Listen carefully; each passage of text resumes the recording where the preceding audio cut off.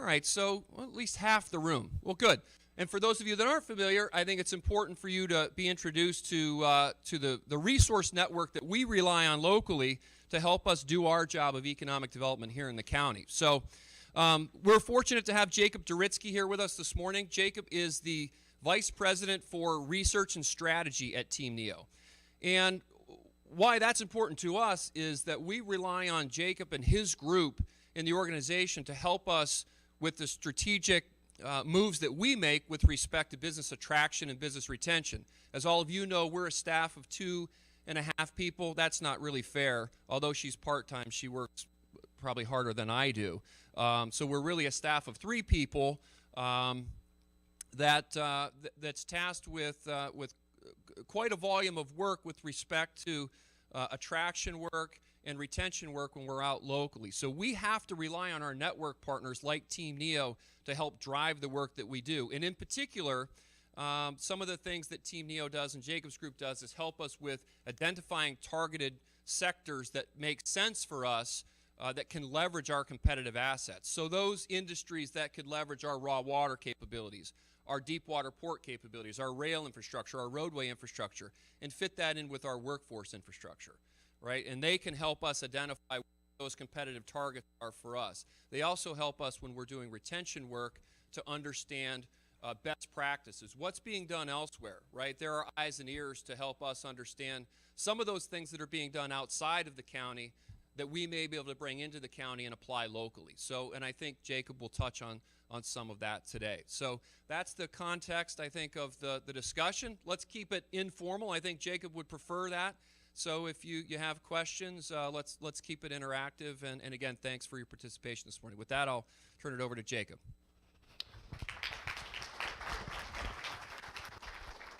Thanks, Greg. Good morning. Everyone hear me okay? Yeah, good. So thank you very much for the invitation. I have very much a fondness for Ashtabula. We spent our summers growing up at my aunt's cottages on Geneva-on-the-Lake. My wife and I got married at the lodge, and I love wine. So those 3 things make me very fond of you.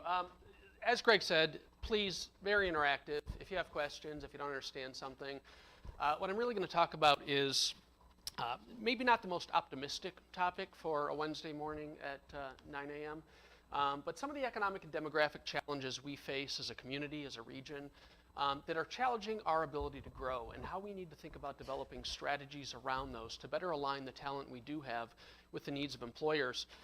Part of this rollout is to understand the economy more broadly, but a bigger part of it for us is to understand from an industry perspective, a higher education perspective, a workforce perspective, how we can help drive region-wide solutions, as Greg said, to leverage the system and to help make the network better. So with that said, brief agenda, talk about who Team NEO is for just a couple of minutes, our role in workforce, the economic and demographic landscape of the region, drill down specifically into Ashtabula County for a bit, and then finish up by talking about our Aligning Opportunities Report, which is our effort to really start addressing some of these workforce throughout the region. So who is Team NEO? Team NEO is a regional, 18 counties, think Cleveland, Akron, Canton, Youngstown, major primary markets, economic development group funded by the private sector, philanthropy, and Jobs Ohio. So the state economic development system, Jobs Ohio, we are the Northeast partner for that state. Our purpose is fairly simple. We want to advance regional competitiveness for Northeast Ohio, create good jobs, create economic prosperity for the residents who live here. When we think about capabilities and how we do that, we kind of have 4 major buckets that we work in. One is network strategy and coordination. It's working with partners like Greg here in Ashtabula to make sure the system is aligned and to make sure we can provide resources that are more efficient as a backbone of the system rather than every individual partner having that capacity and spending those dollars. Second is workforce and talent, both as an incentive we offer, but also, as you're going to see from studies like Aligning Opportunities Report that try to shed light on economic challenges in the region. Site preparation and availability.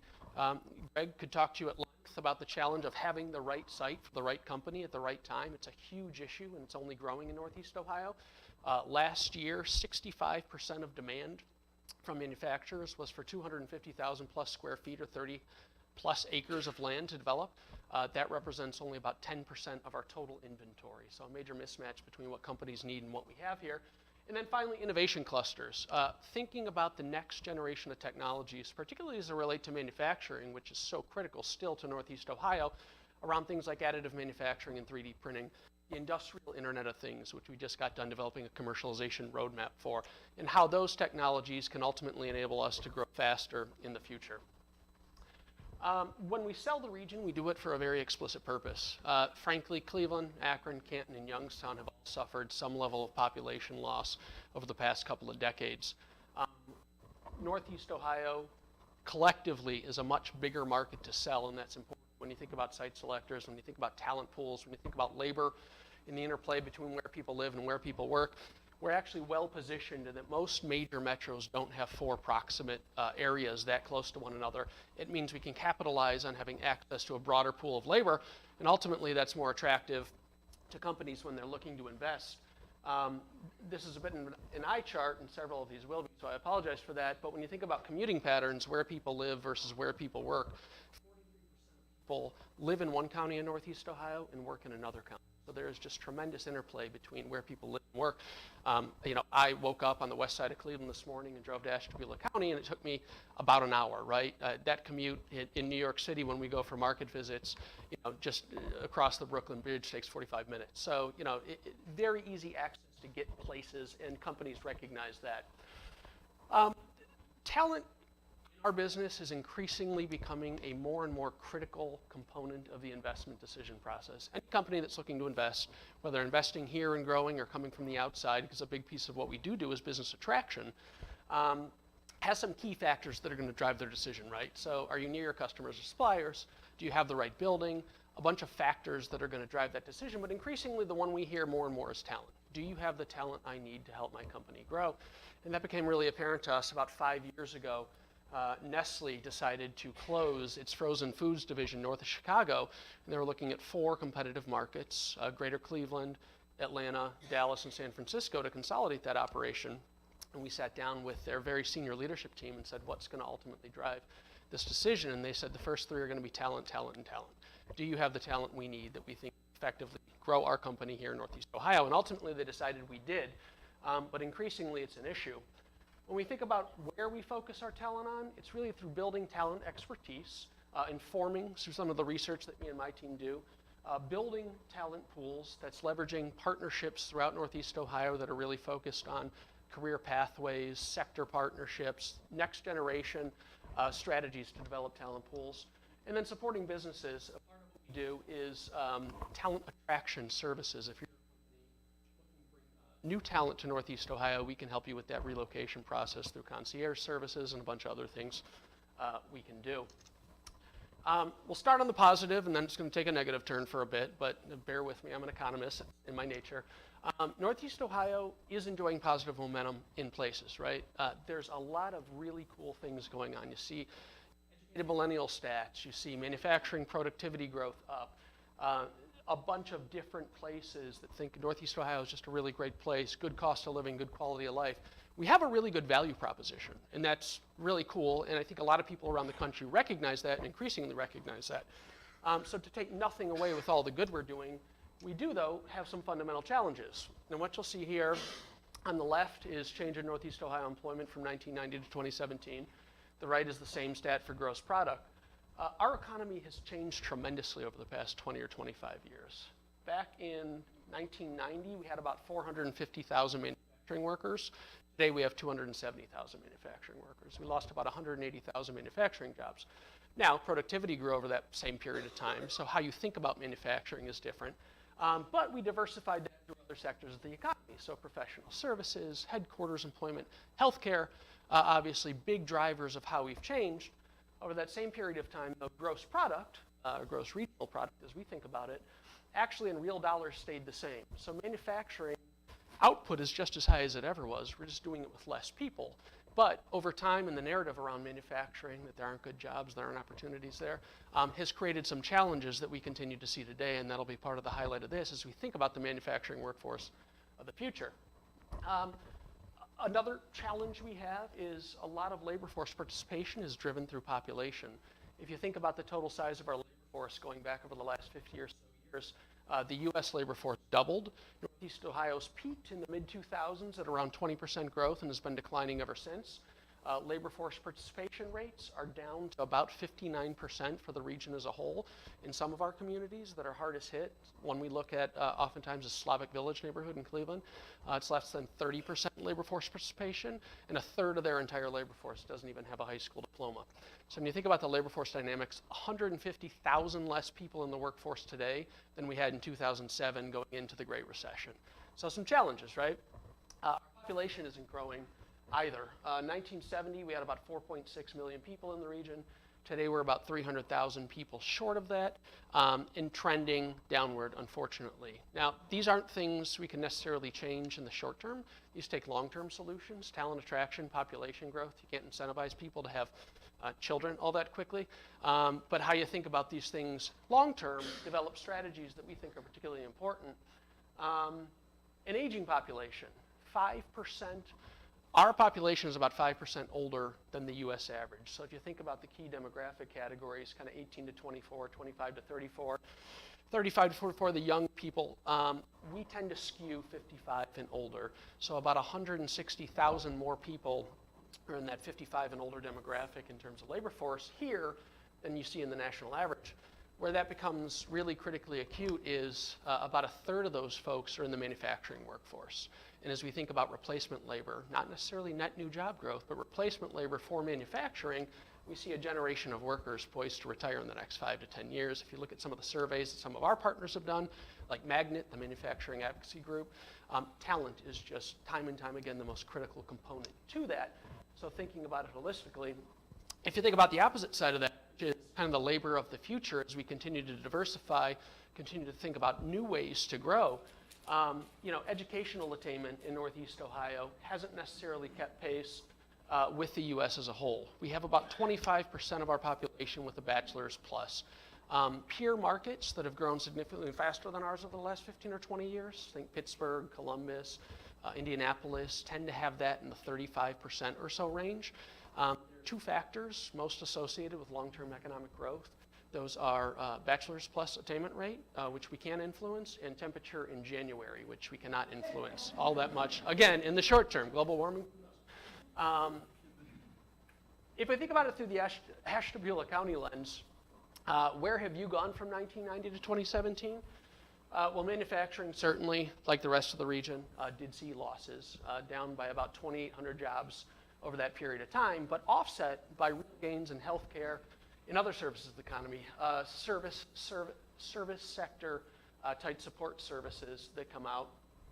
When you look at projected growth and where you're going, really it's accommodations, retail, other service sector areas of the economy that are driving your growth here locally. Manufacturing continuing to see some projected small declines going forward. But again, what we like to see and what's encouraging to us, diversification throughout a bunch of other sectors of the economy.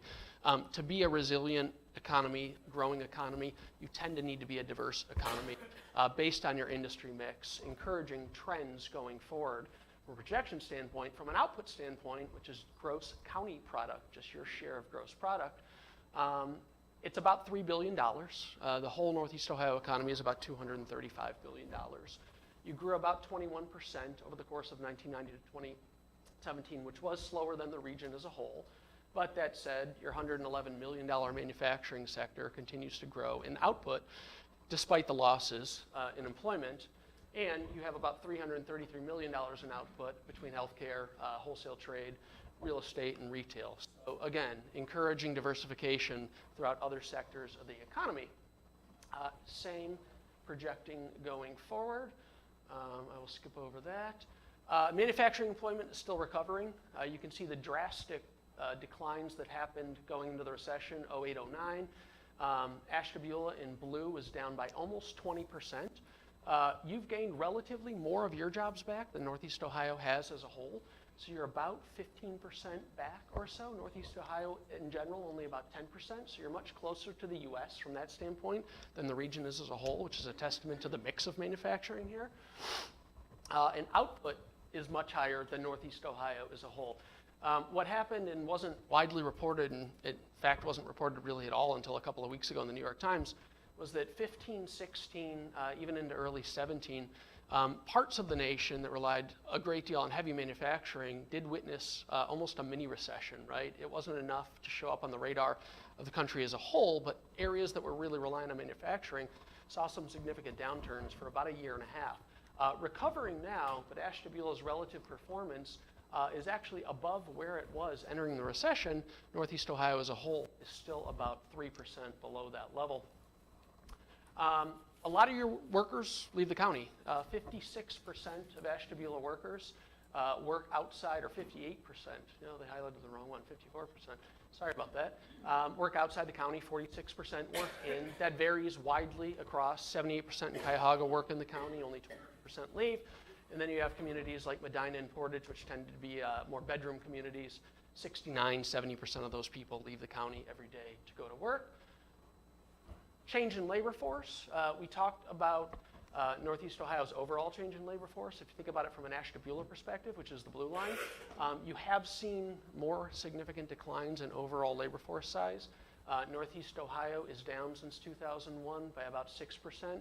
You're down by about 11% in Ashtabula County, and that's obviously highly correlated with employment.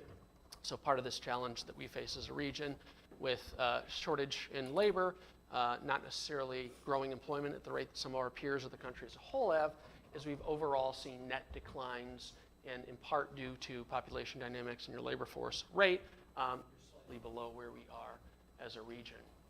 Finally, when you think about aging population, Ashtabula has very much the same challenge that we see as a region, which is, a lot of people poised to leave a labor market in that 55 plus demographic in the next 5 to 10 years. Okay, so not the most uplifting, presentation for a Wednesday morning, so apologies for that. But so what do we do about this, right? I think first and foremost, the thing to understand is this isn't a Northeast Ohio unique challenge.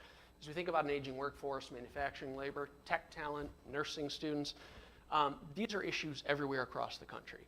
What we're finding is a lot of people aren't coming together collectively, though, to try to develop strategies and solutions to those problems.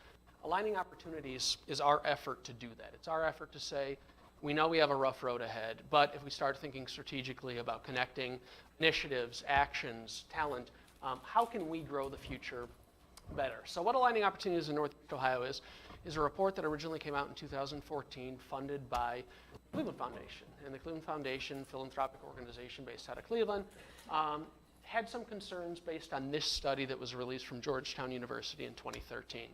And this study said that by 2020, in the state of Ohio, 65% of occupations require some post-secondary credential. And they wanted to understand how Northeast Ohio looked relative to that overall job outlook.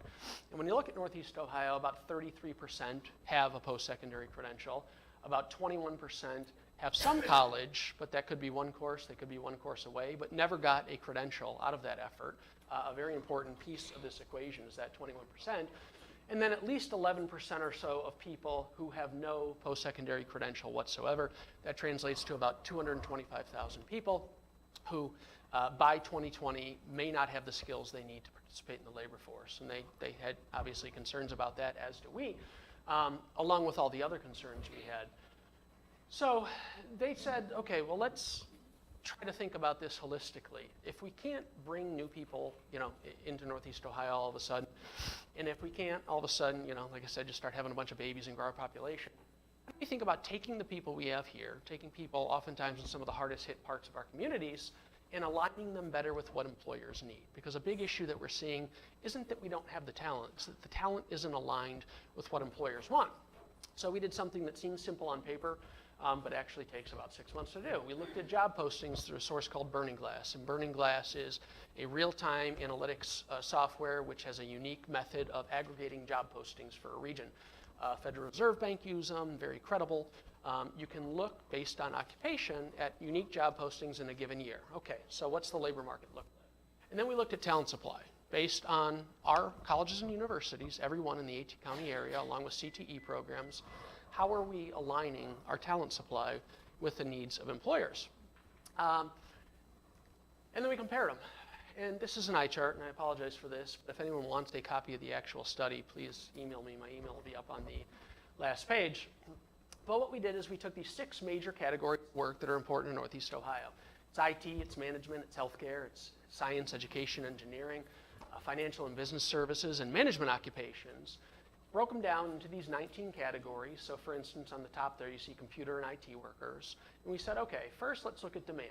In 2016 in Northeast Ohio, there were a little over 12,000 unique job postings, non-duplicated job postings for IT jobs in Northeast Ohio. Of those, about 6,900 required 5 years or less, which is our proxy for entry-level demand. We then looked at credentials awarded from our institutions and found that only 5,600 credentials has been awarded relative to either 6,900 or 12,000 job postings, right? So a significant misalignment in terms of what employers are looking for and the types of jobs we're preparing people for. Does that mean use it? No, okay. And what we're preparing people for the future. So anywhere on this chart you see red, we're significantly underproducing relative to employer needs. Anywhere you see green, we're actually fairly aligned. Anywhere you see yellow, we're actually overproducing. There are more people going into those occupations than there are jobs to support them. The other thing we did is we looked at education levels. So you can look at computer and IT and go, okay, well, it's not that far off, 5,600 relative to 6,900, it's about 1,300. About half of those jobs, based on level of degree awarded, wouldn't qualify for one of those job postings. So it actually is more acute than we realize. And what we found is that in the 3 most important sectors of Northeast Ohio's economy, there was significant underproduction. So that's healthcare, biggest employment sector in Northeast Ohio. It's manufacturing, second biggest employment sector in Northeast Ohio, and it's IT. And you might say, IT, okay, well, we're not like Silicon Valley. There's no Google presence here. But IT is so embedded in all of our professional services and headquarters and legal and accounting. It's just a critically important area for us. If you talk to Progressive Insurance Company, they'll say, look, yeah, people think we're an insurance company. We're actually a technology company that just happens to sell insurance, right? And each of the solutions needed for these areas are somewhat different. You know, in IT, we heard from one of our biggest companies in the region that they wouldn't hire any students from one of our biggest universities because they didn't feel they were coming out with the skills they needed to actively enter the workforce. So it's a skills issue. Universities not necessarily being able, for a bunch of reasons, this isn't pointing blame, companies take as much responsibility in this, to keep up with the skills needs and no one communicating that, or convening that dialogue to happen to see that change. For manufacturing, it's very much a perception issue, right? It's for 25 or 30 years, as we talked about Rust Belt and manufacturing employment decline and saw those numbers I showed, we haven't pushed people towards careers in manufacturing, but all of a sudden you wake up and it's 2018 and you go, wow, there's a lot of opportunity paying family-sustaining wages in manufacturing occupations. And oh yeah, thinking about how we're going forward and thinking about technologies like the industrial internet, like additive manufacturing, the manufacturing skill sets traditionally we think of welding, we're talking about data scientists and process engineers and people who can aggregate large amounts of data to more effectively drive industrial production.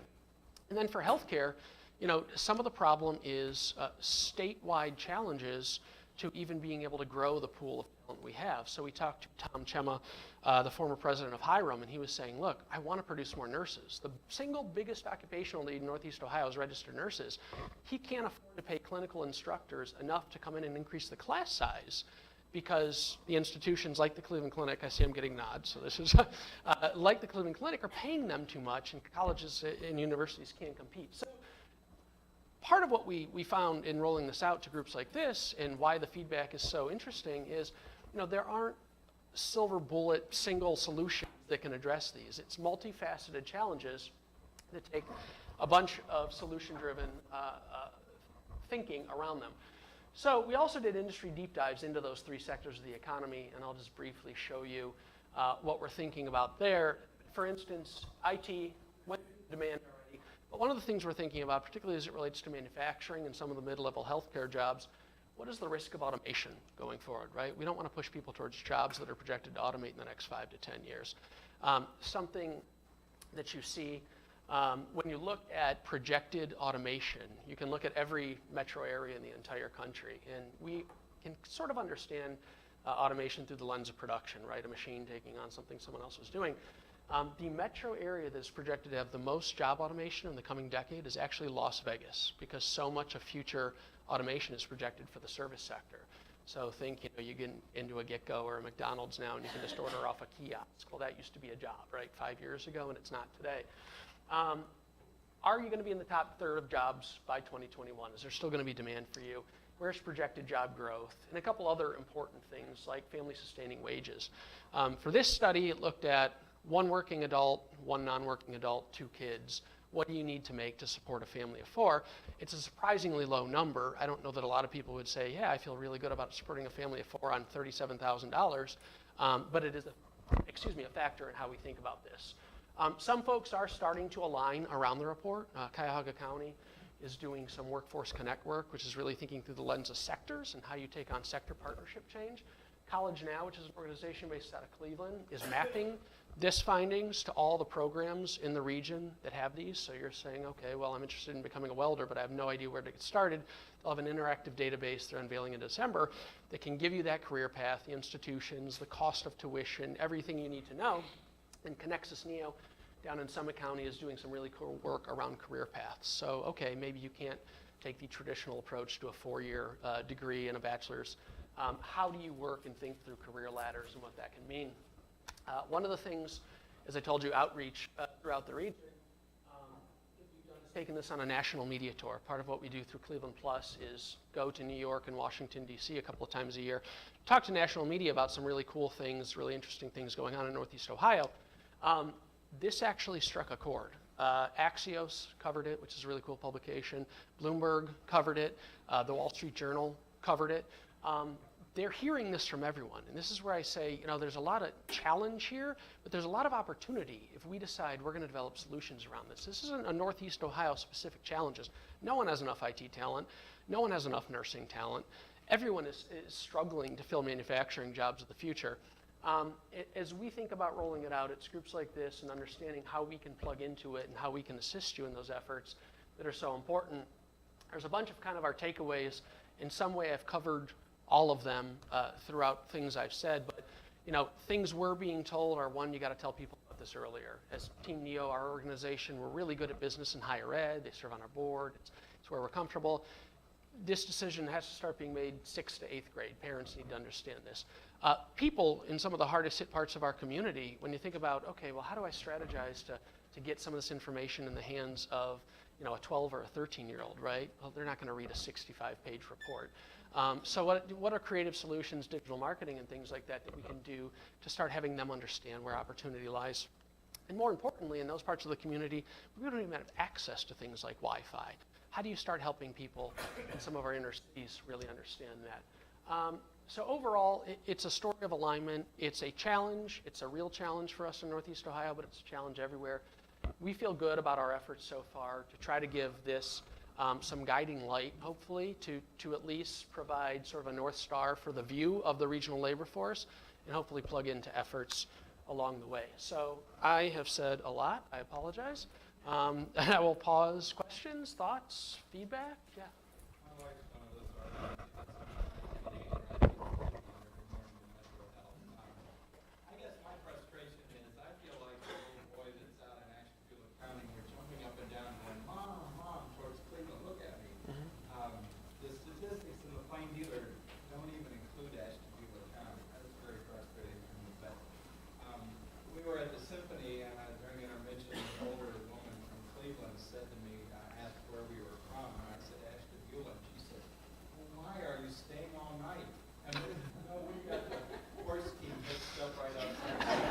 But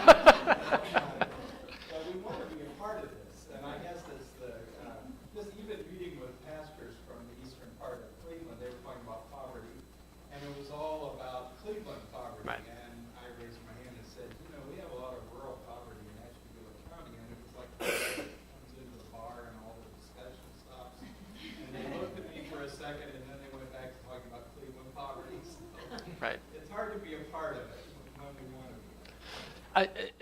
Feel your frustration. I would say from an organizational perspective, and we can't do anything about what the Plain Dealer chooses to cover, and they do a good enough job of getting Cleveland news wrong. You may not want them out here. But that said, Greg and the Ashtabula Growth Partnership and Team Neo or aligned at the hip, right? So where there are opportunities, when businesses come to us and say, we need that 30 acres, we need X workforce, we need to be within 45 minutes of whatever highway this is, Ashtabula is very frequently. So I think from a system perspective, Greg has provided great leadership, and Ashtabula is very much in the conversation in our world. Yeah. Do you have this simplified on a 7th, 8th grade level? Nope. I don't. It's just me going around talking to people. Is that something that you're looking to do, or It is. in terms of getting it out there? And we have to help. Oh, well, We have people who easily do that. we would love that help, one, so let's talk. Two, we have a proposal into the JP Morgan Chase Foundation for a grant going into 2019, which would hopefully be a 3-year grant. One, to continue to fund this work, because it's expensive work, but two, very much for that, which is to figure out and strategize around ways we can take this from a hefty academic report down to something that is more meaningful. So yes, hopefully, fingers crossed. Yeah. Can you touch real briefly on quality of life residency? Yeah. Talk about this region. Cleveland in maybe the late 90s can have a tremendous amount of residency of residency in the suburbs. We look at Tremont, we look at Ohio City, we look at we look downtown, those old manufacturing facilities that are converted over into apartments. Really trying to attract that younger workforce. The Internet of Things, you mentioned that. I mean, my father worked in proximity to where he could drive on 90. I believe that my children will work wherever the Internet will take them. So candidly, how do we talk about increasing residency and making this a place to live if technology is going to allow it to work wherever it will take us? Yeah, I think that it's a great question. It's interesting because companies like Progressive, for instance, right, actually changed state tax credit laws because to attract the talent they needed, they wanted workers to work from home. Historically, when they came up with the job creation tax credit 40 years ago, working from home just wasn't an option, right? Well, in 2017 it is. They want to hire these people, let them work from home and still be eligible. So I think, that will become an issue, and it's a convenience issue. There are a lot of factors in it. My wife has the luxury of working from home 2 days a week to stay with her daughter. So there's a lot there. That said, I think what we're seeing increasingly, particularly, and it's trite, but I mean, there's some truth to it, from millennials and younger people, I would say 30 and under, is the want and desire to live near those fixed assets, public transportation, bars, restaurants, walkability, community. If you look at some of the urban core statistics, downtown Cleveland, downtown Akron, you've seen like 44,000 young millennials moving in for at least 18 months over the past 5 years. So I think it's a balance of those things, right? I think it's thinking about technology, but also thinking about placemaking and what makes place still so important as a feature and a facet of living. The other thing I'll add is, for us, selling those factors is often less important. 99% of the time, we're either working with a company who's here, so they're utilizing the labor force, or the company coming here is going to utilize local labor force. So as important as those factors are, rarely do we get a chance to sell those. Good morning. Morning. I'm Ryan. I'm the advancement officer here. So maybe let's start our nursing students to fill that gap I did this time. But here's my question for the presentation. The part that jumped out to me was the need for more education and certifications. And you do some research and you see kind of what Tennessee's doing. The outgoing governor has his drive to 55, right? 55% of the workforce with some sort of post-secondary. You guys are obviously doing great work, but is there, I know you partner with Jobs Ohio for Columbus, but is there a sense of urgency from our leaders in Columbus to help drive that number to, 65%, what you were talking about, the need to get a more educated workforce, whereas most of the work here in our state being done on organizations such as yours and even campuses such as ours. Right. And does there need to be more, if that answer is no, from our state level leaders? So from a Team Neo / Jobs Ohio perspective, there is a growing sense, and has been a growing sense, I would say, that more and more needs to be done around talent. Part of the incentive package that Jobs Ohio has structured is talent as an incentive. So if you're looking for a company, they will now provide dollars for training, screening, HR, but we know it's not enough to get us there, right? In the long term, that means a robust talent attraction strategy, and those are really expensive. What I would say is, I think you can do things well in pockets, and there are really good, strong local efforts taking place, but until you have a coordinated statewide strategy that's aligned with policy, right? Because a lot of the things we start to see here really take policy changes, and that's not an area we play in. I don't think we're going to do it as effectively as other states. So, a growing sense that we need to do more. We are not where some states are, offering potentially financial incentives just to attract workers to the state. I think we can get more creative in how we think about talent in the future.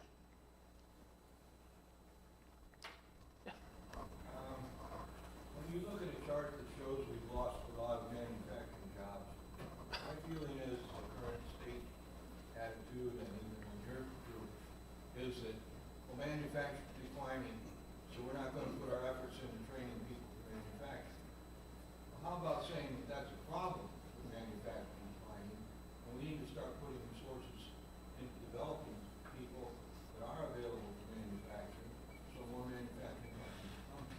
Absolutely. So what wasn't in this presentation, but a big piece of why we sell manufacturing still so hard, is the declines in manufacturing employment overall actually mask the job openings that are coming in the future. So most projections show manufacturing actually declining a little more, but show in the next 5 to 10 years at least 80,000 job openings. So replacement work for all those people who are leaving the workforce. So we're 100% with you. Manufacturing, talent development is absolutely critical to the success of this region. It is 20% of total output. You know, a fifth of everything we do in Northeast Ohio is manufacturing. So if I came across as, you know, thinking we aren't pushing our efforts toward that, that's 100% false, and I apologize for that. I'm only highlighting we've undergone tremendous change over the course of 20 or 30 years, and we're facing some real challenges now, and we need to be smart about how we develop solutions to that. But yes, absolutely need to be focused on talent development and manufacturing.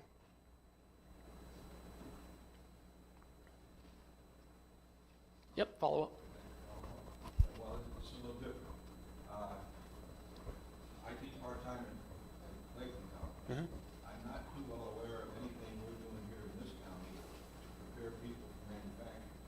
The other thing is, when companies come to our advisory board for our welding program, the thing they tell us they need more than anything is to have applicants that can pass a drug test, that are reliable, and have a good work ethic, and if they have those characteristics, they will then be willing to spend the time to train them themselves. Hear it all the time too. Oh, we absolutely do. You know, the ability to pass a drug test in a very tight labor market, of which this is one, that's probably only increasingly challenging to find the right worker. I will say, just to the opposite side of that, what we hear from manufacturers themselves, and this is just to spread the blame around equally, I got a call from a manufacturer about 18 months ago, big manufacturer too, 500 plus people, and they said, we need to hire 3 advanced welders. Don't want to train them, need to plug them in and have them ready to go. What should we pay these people? And kind of what our day job is, and we're not talking about stuff like this, is actually giving companies that type of information. He said, based on everything we have, that's going to be like $23 to $25 an hour for a welder of that level of experience. And the company said, well, there's no way we're paying anyone that much money. So you don't want to train, and you don't want to pay, and you wonder why you have a worker shortage too, right? So it goes both ways. Go out, and if they're willing to work extra hours, they can make almost $1,000 a day in other areas. Oh, absolutely. So just a welding story, because I'm trying to convince my daughter to be a welder. So we were in Houston, Pennsylvania, when a lot of the shale activity was kind of taking off, Utica Shale down in sort of the southeastern footprint of our region. And we were talking to some folks about how the Marcellus Shale had impacted their community from a very localized perspective. There was a panel, and they were talking to us, and there was a guy who owned a car dealership there, and he said, you know, well, whoever the company was at the time, Chesapeake, had come in and ordered, 50 cars in a month, and it was just significant. Demand was up. He said a guy came in, dirty, welder, young kid, he was like 19 or 20, probably not that young, 21 or 22, and said, I want to buy a truck. And the guy goes, okay, what kind? And he said, like an F-150 or something like that. And the guy goes, okay, well, how much do you make? And he said, 25. And the guy goes, well, it's going to be really hard to get you an auto loan making $25,000, but give me your paperwork and let me see what we can do.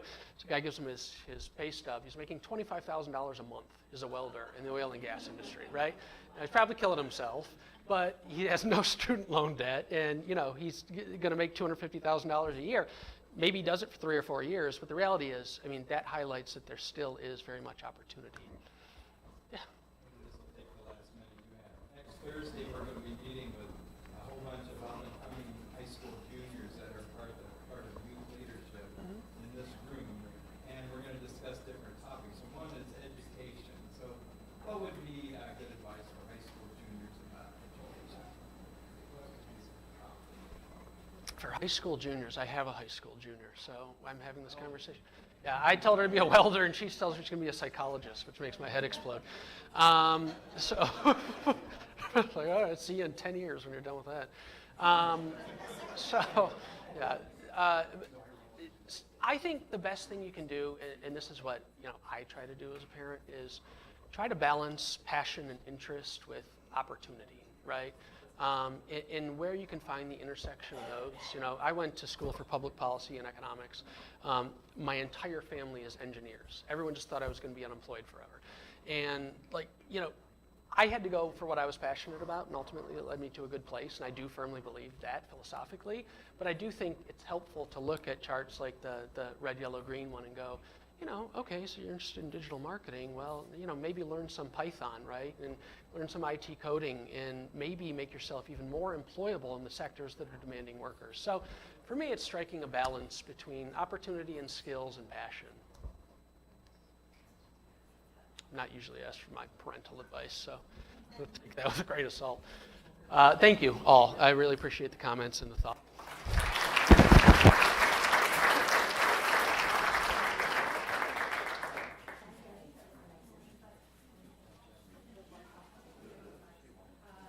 We've had some complaints that the classes that we were offering this year were kind of depressing, so we kind of switched it up a little bit this morning. I think it shows we have challenges, but yet a lot of opportunities in our county for growth.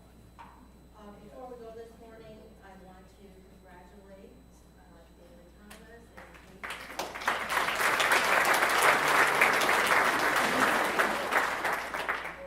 I'm just thrilled that I can watch TV tonight without following. So, there are some things that are going on in our county. The campus is working with ATEF, we're working with Growth Partnership on just some of the things that our speaker talked about this morning. So maybe in the future we can share some things that we're working on here in the county. Greg wanted me to say that he will post the PowerPoint on the Growth Partnership website, so you will have access to that. So, okay, thank you, and we'll see you in